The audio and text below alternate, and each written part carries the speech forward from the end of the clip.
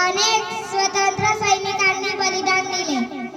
आपला भारत देश 15 ऑगस्ट 1947 रोजी इंग्रजांच्या गुलामीतून स्वर्गीय सैनिकांनी आठवण करून देते आणि आपल्या मनात देशभक्ती वाढवतो. 15 ऑगस्ट हा एक